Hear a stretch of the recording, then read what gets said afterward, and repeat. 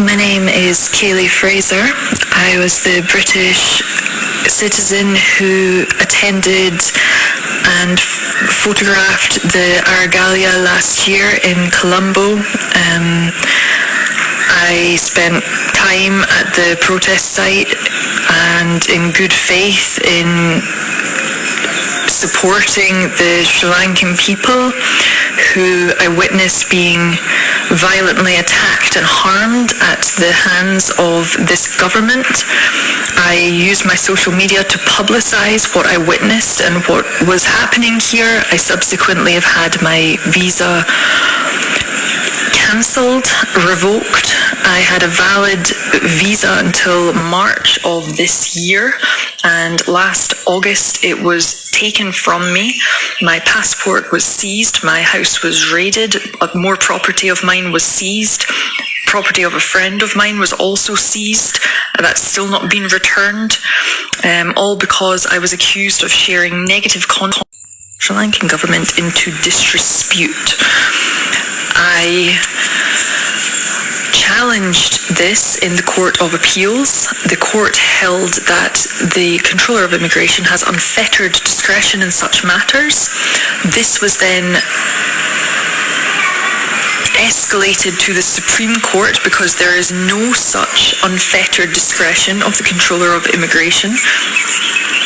The judge who presided over that case, who for no reason and giving no reasons, stated that my case was to be deliberately postponed for a minimum of 3 months, during which time it had been made repeatedly clear to the court that I was in terrible circumstances and being hunted by the government of this country, and I was not safe in spite of this.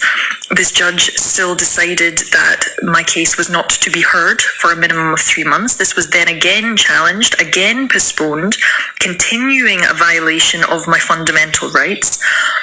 There was also an action, meanwhile, I'm told there was an action taken by another lawyer, and a lawyer who I'd never met, I'd never signed an affidavit for.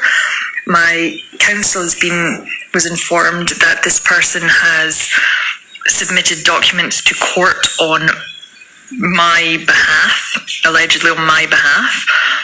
This has subsequently caused major problems in my case because now the Supreme Court are holding that I have suppressed facts because of the action of this other lawyer.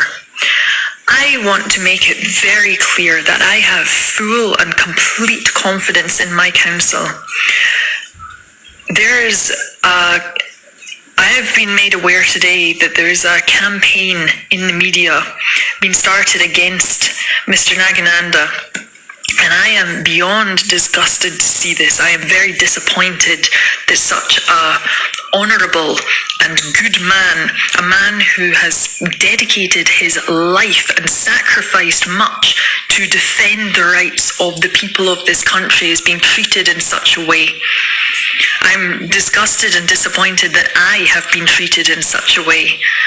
And this has to change. This really has to change. I pray that the people of this country wake up to what is being fed to them through the government